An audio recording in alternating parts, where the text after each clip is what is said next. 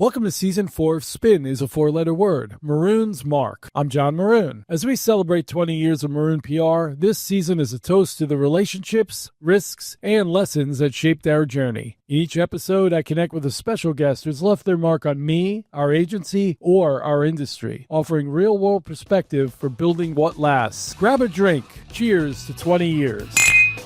Anybody that knows me knows about Phyllis, and Phyllis was a mentor to me a long time ago. Gave me my first job, essentially started my career for me. And it's funny, we were talking before we started, Phil, about mentorship and it kind of being a thing now, like a buzzword. And the reality is back in the 80s when we started working together, that wasn't even a thing. Nobody even called it that. You just were an amazing boss and a great teacher, and you taught me everything I know about this business. Well, you were an amazing assistant and continue to be an amazing PR guy. You were born for it. And as I think I mentioned in our little pre-recording conversation, I always felt that mentorship was a two-way street. As much as you learned from me, I learned from you. And you were the first of 14 assistants who I hired. And with one or two exceptions, they all turned out to be pretty great and went on to have decent careers. And that makes me so happy. That's all I could tell you. Mentoring is more about leading by example, I believe, less than sitting down and trying to educate somebody or teach them.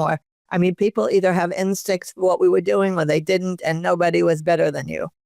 Well, you're really kind. And I actually have a story. There's several specific stories, some very funny, some more teachable moments from our career. But before we jump into that, Phyllis, I always thought your whole story of how you got into Major League Baseball and we're at the American League office for all those years, but how you even just got there is fascinating to me. Back when no women were working in baseball, no women were working in sports, were very few, and you were really breaking a barrier. Tell everybody that story. I'm happy to tell it, but it's a long story. I hope we have enough time. We do. I was actually working for the Singer Sewing Machine Company for a great guy there who was a little progressive thinking, helped me to be a little bit more than a secretary, and treated me more like what you would call now an administrative assistant, and his name was Jim Lauer. And Jim, was not able because of company rules to take me on trips or sales incentive trips or anything, but he let me be a participant in the organization and getting it ready. And it taught me that I could do more than just take dictation, type, and file. So when the Singer Company was moving out of New York, out of Rockefeller Center, in fact, to Elizabeth, New Jersey, I decided I did not want to go. And I had a little bit to lose because I had been there for 10 years and I was doing pretty good. I had a good boss. He was helping me. So I decided to just send my resume around to things that interested me. And of course, baseball, which is kind of a sad story how I came to be a fan. My best friend had passed away and her former boyfriend started taking me to some Mets games. And the former boyfriend also went away. He didn't die, but he went away. And I just kept going. And so I loved baseball. I grew to love it. Of course, when I came to the American League, I got religion and was done with the Mets. But so I was going to these games. I decided, well, I'll send my resume to the Mets, to the Yankees, to the commissioner's office, to the league offices. And I got very lucky. The American League office had been headquartered, I should say, in Boston because Joe Cronin was the president. And I'm sorry to interrupt you, Phil, but for those people that listen, may not even realize, because there are no longer league presidents and league offices. Correct. But back then, there was the National League office and the American League. We were all separate entities. We were in separate buildings. We had small staffs of 9 or 10, but we were completely autonomous. And we did a lot of the same functions like scheduling and credentialing that the Major League Baseball Commissioner's Office does now for both leagues. But in those days, it was a plum job. And they were moving the office to New York in 1974 because Lee MacPhail, who was with the Yankees, had been elected league president. And in those days, the league office moved to the city of the president that he was affiliated with. And I applied and got the executive secretary to the president job there. Later that year, 1974, we're talking about now. So later that year, Bob Fischel, who was the Yankees PR guy, Legendary. who had to finish out the season before he could come, joined the league office staff, and I kind of was smart enough to attach myself to him. He was a guy who wanted to teach. You want to talk about great mentors. He wanted to teach. I wanted to learn. PR interested me. I liked to write. He taught me how to write a press release. And the rest of that was just history. I was the executive assistant to the two of them for a while. Then I became assistant PR, then PR director, then vice president PR, then senior vice president PR. And at that point, we got consolidated under the commissioner's office, under the Major League Baseball umbrella. That was in 2000. Oh, yeah. Okay. Right. That was in 2000. And then when, for everybody listening, I was an intern at Major League Baseball in 1987. You came to Minnesota. I remember that. Yeah. It was 1987. I got the internship. I thought I was a big deal. I got an internship at Major League Baseball. I found out I'm the only one that applied. Now there's fistfights with that job. That nobody wanted to work for free for the summer, right? And didn't even know it was a thing.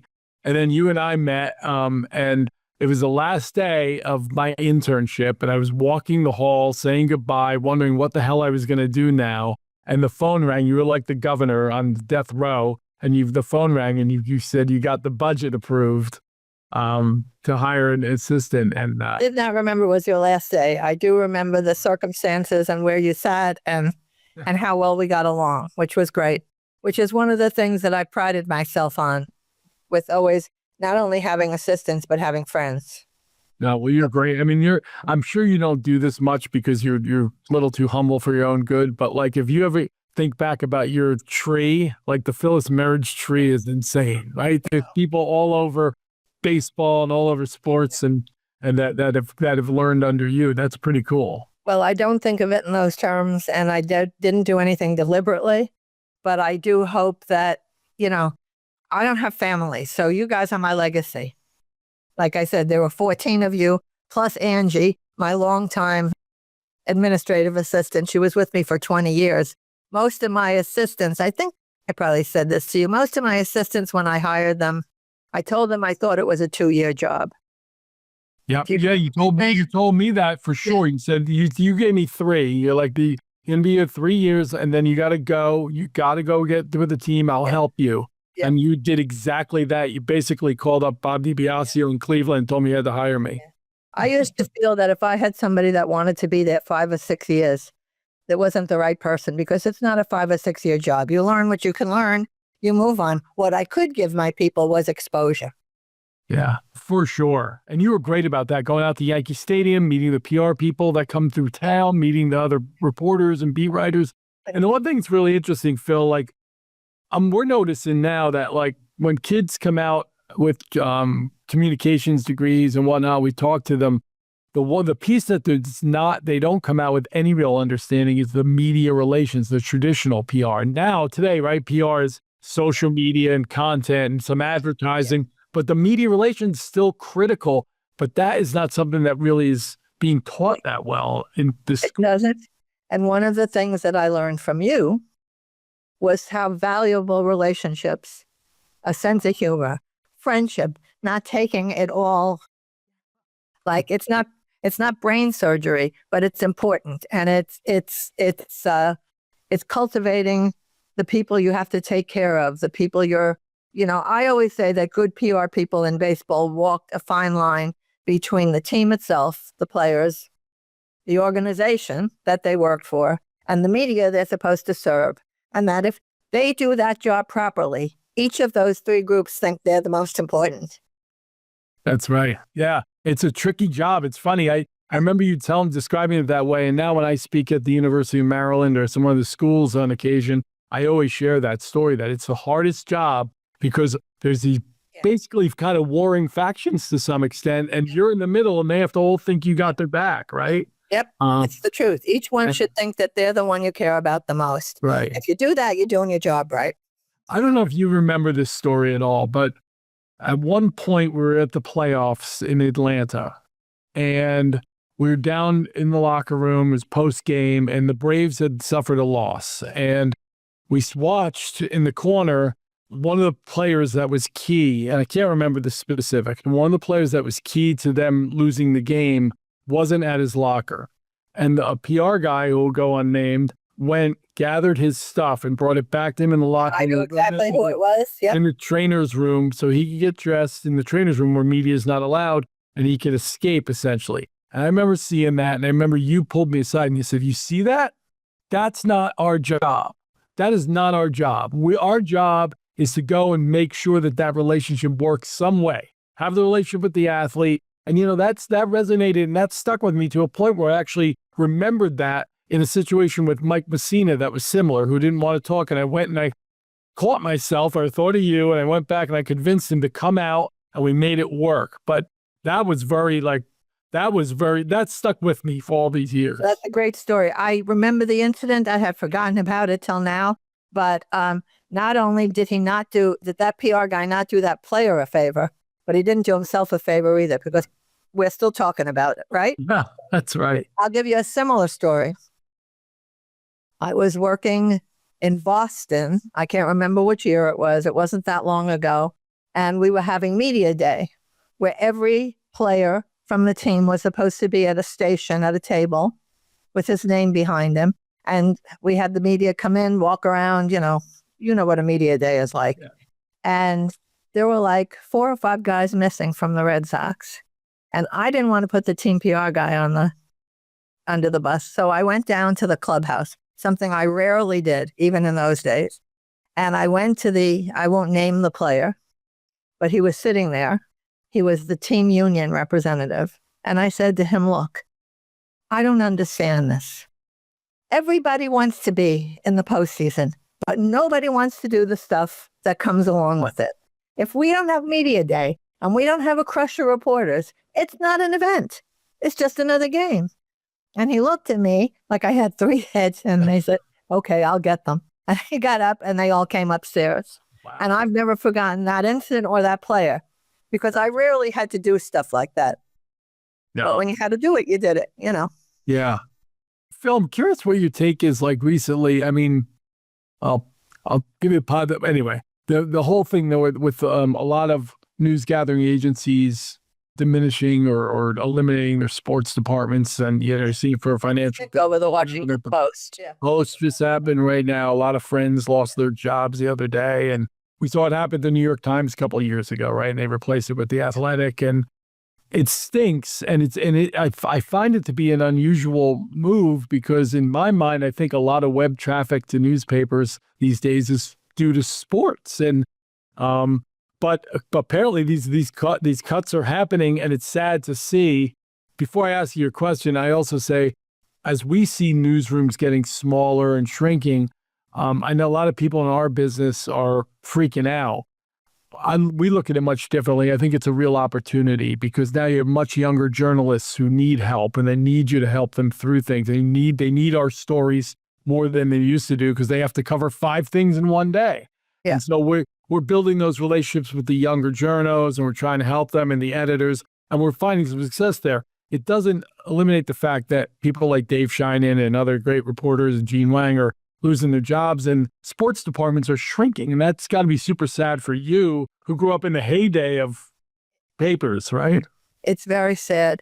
And it's been a progression. When I can remember, I guess it was in the 80s, maybe the early 90s, when print journalism was complaining about broadcast journalism, that TV and radio was taking over stuff that regular writers and beat writers and columnists were normally covering.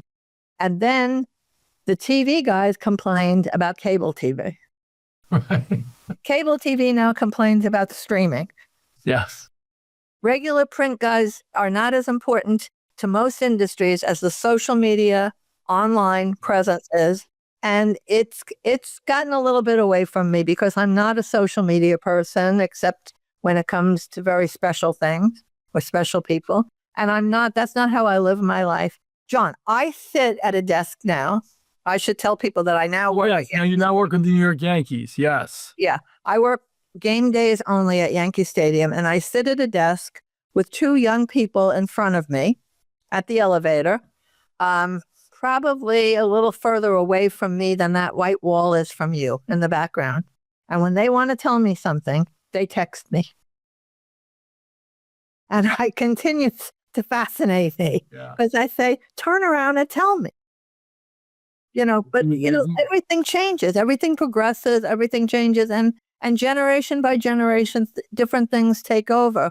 I think that some of the traditional journalists are going to really suffer from this, especially some of the older ones. Yeah. I think that some people will adjust and find a way to be relevant, but I do think that it's losing that great pick up the paper in the morning and read your favorite columnist or the story of the game. It just is not the same. But No, nothing. sure.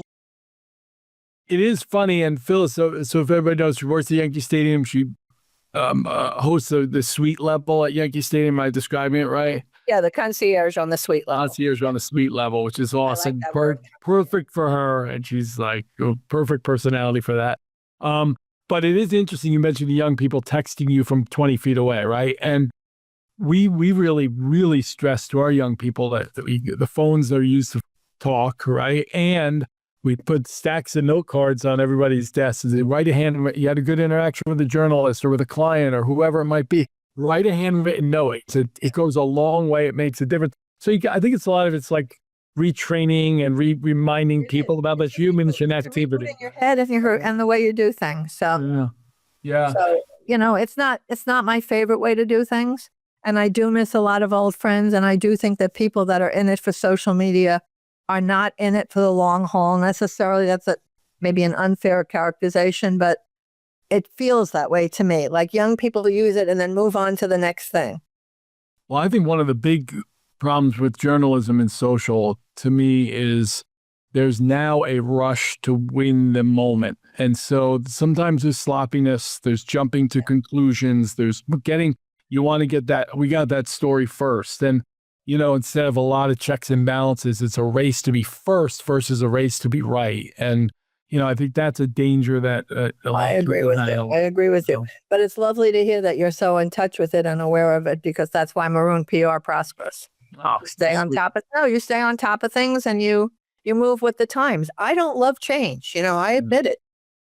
Yeah. Well, we've really focused on evolving with the industry's changed dramatically, but it's funny. It's also very cyclical. Now with AI is getting most of its prompts from earned media. How ironic. And so now there's more of a demand for earned media and stories in the press than there was 5-10 years ago. And so it's coming back to be important. The journalists are, the newsrooms are smaller, the journalists under more of a gun, but they're still out there and they're still working hard.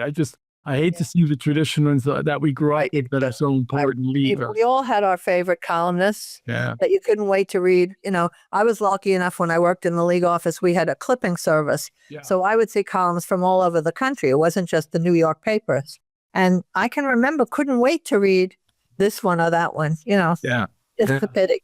Those were the days. How about our friend Paul Hoynes getting the Writers Award in Cooperstown this year? Paul Hoynes, for good years. Listen, Paul Hoynes has been a reporter, a beat writer for the Cleveland Indians, now Cleveland Guardians for how long?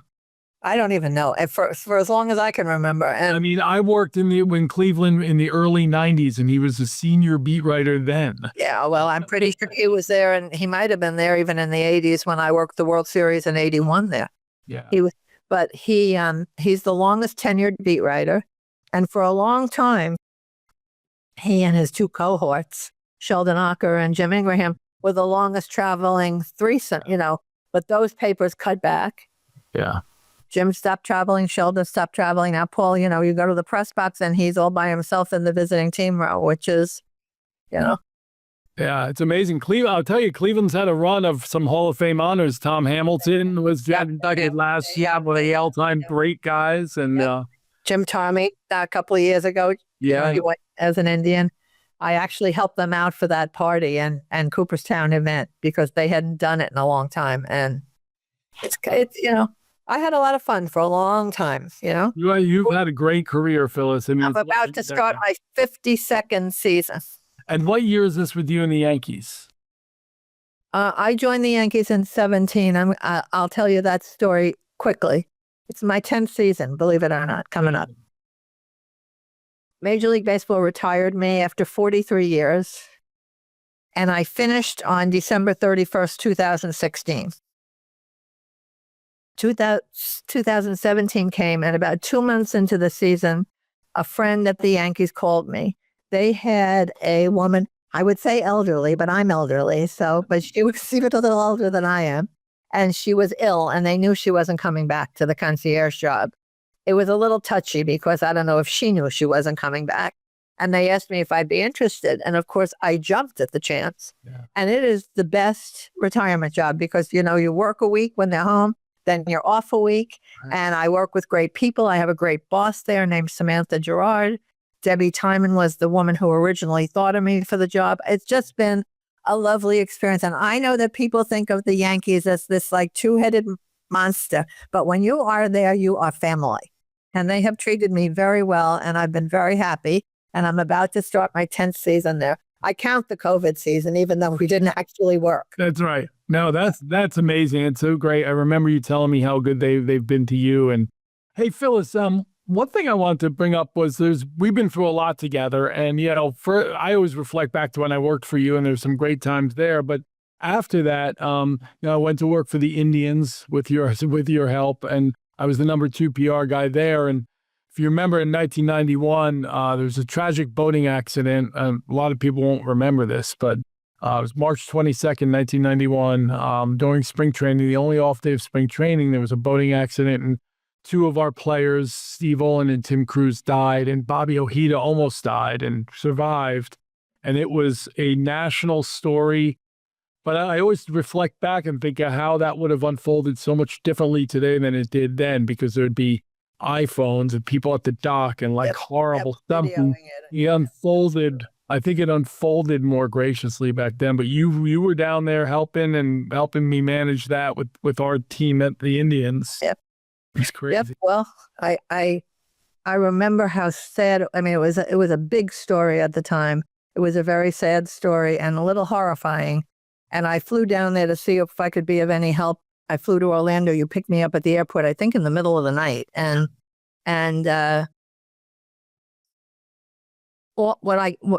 if I had an upside to it, it would be how beautifully you handled such a sensitive, difficult situation. I was never prouder of you than I was. And I remember that Andre Thornton, who was a minister, did the service. And it was a very, very, it would have been a difficult PR assignment for anybody.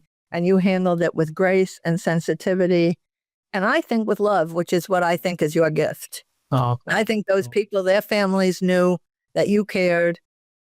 Nothing got sensationalized. It was just a sad story. Thank you. And a couple of things I remember really vividly from that. I remember that right the day after the accident, the beat reporters for the Indians wanted to talk. They needed to talk to a player, and they didn't want to. They didn't want to. This isn't what they signed up for, right? They don't want to cover death. They're there to cover spring training. They're in an awkward position. They come to me. They didn't know what to do. The players obviously didn't want to talk. I remember Carlos Baerga was a really good, talented second baseman. He was a kid back then. I mean, he's early 20s. And I was looking around the locker room thinking, I need to find somebody who will talk to the reporters. And I went to Carlos and I said, Carlos, you know, here's the deal. And I laid it out to him. And he said to me, look, what maturity? He said, if I talk to them, will they leave the other guys alone? And I said, yes. And he goes, let's go. And I brought him out and he talked and he was great. And boy, and then Mike Hargrove called the team together that morning. So powerful. He brought that team together. He and his wife, Sharon, brought their whole team to families together. Did they ever? Oh, and it was amazing. And then the other thing that jumps out at me about that is just how in today's world, that would just be so much different. We alluded to it a little bit, but like people didn't find out about it until there was no 24-hour news channels. We sports. TMZ, there was none of this. Yep. So I found out when Kenny Lofton and Thomas Howard pulled me over on the side of a road saying they thought there'd been some sort of situation, but they didn't really know. And then we went to the hotel. Yeah. So it was some kind of situation. And then on a more positive note, I was going to say, let's talk about a happier. yeah. On a happier note, we were together too in 1995. It was my first year with the Orioles. I just became the PR director, and Cal and I were thrust together on the biggest year of his career. And we managed to get along really, really well, work together well. And it culminated on, September 5th and 6th in 1995 when he tied and broke Lou Gehrig's, what they said was an unbreakable record. And all the media, it was so cool because it was an international event. It was like a World Series game. We had to do seat kills in the upper deck and build an auxiliary press box and all that stuff. And that was a special time. And you did a great job on that. Some of it, the pins that you gave out, the little number 8 pins, and the press box was packed and you were all over the place and you took care of it. And I mean, some of it, his lap around the ballpark, I don't know. I think that was spontaneous. And that was, it was everything happened just the way it should happen. And you were a big part of that. And I'm sure Cal's going to remember that when you talk to him. Yeah. Sometime. But we'll have a lot of talk. We still talk about that over a beer and kind of reflect on that and how it all came together. The last thing I want to say about our experiences together, this may be one that you may only vaguely remember, but I remember it really well. I was working for the Indians. I'd set up this interview with Albert Bell, who was, pretty cantankerous guy in the sporting news. They wanted to do a cover story on him because Albert was having a great year, but Albert had a very controversial history and whatnot. So the guy said, I'll go wherever you tell me to go. I want to talk to Albert. So I went to Albert. He's like, oh, that's cool. Like, we'll do it in Boston. Tell him to meet us in Fenway next week. So he came up to Boston, the reporter, and I said, yeah, Albert, it's waiting for you in the locker room. Go talk to him. And I was doing some other stuff. And about 5 minutes later, a guy comes out. He's furious. He goes, he said he didn't know anything about it. He's not talking. I said, hold on 1 second. And I walked in and Albert's kind of giggling. I said, what are you doing? You wanted to do this. Like, you can't do this to this guy. And he's kind of laughing. He goes, I'll talk to him tomorrow. I'll be fine. So I went back out. I said, listen, Albert's just being like a 2-year-old. It's fine. He'll talk to you tomorrow. So sure enough, guy comes, Albert sits down with him for an hour, blah. Fast forward, the story comes out a month later. And Charlie Nagy came up to me in the locker room. And he said, I'm handing out the copy because Albert's on the cover of the Sporting News. It was a big deal back then. And he said, hey, have you read the story? Going, no, not yet. He goes, yeah, you might want to read it. In this story, the guy this is the part I remember. He was a 2-year-old, right? I was calling him a 2-year-old. And I'm like, that jerk off. Like, I was trying to help him, and then he used a. So I remember John Hart called John Rawlings, who was the editor-in-chief at the Sporting News at the time, and said, what your reporter did was inappropriate and all that. And I told you about it. Well, it was just, but what are you going to do? Luckily, Albert didn't murder me, and he understood, and he kind of giggled and whatever. So he could have easily killed me. But the part of the story that's the best is that year there was an All-Star game. I can't remember where it was. And the guy went, and he's with the Sporting News. So naturally, he's in the main press box. He does everything he needs and whatnot. Nope. He was in the auxiliary press box in the top row. And back then, you had to get assigned a phone and plug in the phone. He didn't have a phone. And he came to you furious. I'm with the Sporting News, blah, blah, blah, why I'm up here. And you just said, don't screw with my guys. And he just took his medicine and went up to the... I don't remember that. I do remember the quote, the 2-year-old quote. That's what, because, I mean, you don't remember exacting revenge for me, though. I take care of my people if I can. But I don't always get that opportunity. I don't remember that part of it. I remember the quote. And, Albert was not a guy you wanted to... No. He off. He was. No. He and I had a really good rapport. We got along really well for all of his foibles. Albert, in a lot of ways, I told people was easier than a lot of athletes because generally, generally he would talk to no reporters. It was the guys that would say, I'll talk to you, but not you. And I'll talk to you, but not you. And I'm in a mood and I'll talk today, but not tomorrow. Albert was pretty like, I'm not talking to nobody. So it made it pretty easy, Yeah. Well, I remember one postseason in Cleveland. I think this was after your time. I'm not sure. When there was a big crush. Postseason, yes, it was after my time. We weren't in the postseason when I was there. Okay. Well, the dugout was jam-packed. There was a female reporter sitting in the dugout, and I don't know why they were all talking to her. The dugout was jam-packed with reporters on one end, and he came up to me. He said to me, yeah, can't you rope these guys off? Can't you contain them somehow? And I said to him, Albert, we've decided it's easier to rope you off.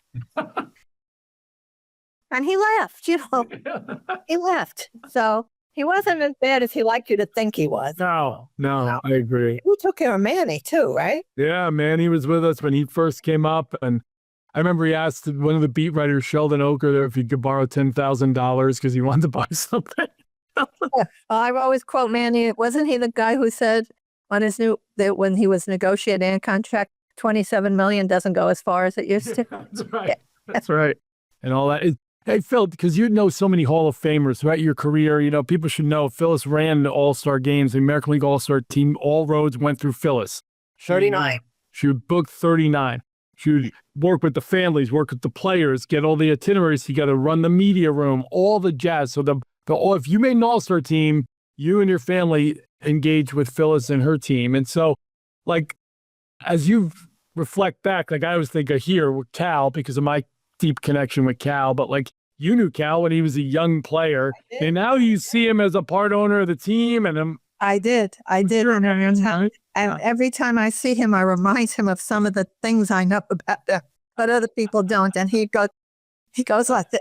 Don't say that name, you know. I was reminding him about a girlfriend he used to bring to All-Star games before he got married, and we were laughing about it. That's I used to say that when I got a player on an All-Star team, I had him for life, because a player comes to that event without his usual support structure. His team travel guy isn't there. His PR guy probably isn't there. His family is with him. He wants everybody taken care of. And I became, I shouldn't say by myself, you were there for one of them or two of them, weren't you? Yeah, and, 3 of them. All my assistants and Angie, of course, my secretary came. But we became home base. Anything they wanted, they came to us for. All of the ticket, per diem, gifts, tickets to events, bus times, all of that was us. You know, getting out of there, getting their equipment back to the... Do you have a couple favorite ball players you engaged with over the course of your career? A few, 2 or 3 favorite guys? Sure I do, but I won't tell who they are. Come on. I know who they are. Yeah, you know 1 or 2. You know I have a soft spot, always had a soft spot for Jack Morris. Yes. That was the new one that popped in my head. That's for the Twins. Yeah. Loved the Indians, now Guardians. Yeah. I didn't have... I can't think of I had a couple of Hall of Famers who came only for the day. They did not enjoy the event experience of the 3 days, you know, home run derby, parties, all that. And I always sort of was annoyed about that, because I could have shown them a good time if they had given me the chance. But they would fly in the morning of the game, play the game, and fly out afterward. So yeah. I have a lot of friends, and one of the best things about the concierge job is that nobody can get past me. I sit right in front of the elevator. All of the Yankee alumni, all of the visiting players, all of the visiting team executives come past me, and it's a great way to maintain the relationships that you taught me were so valuable.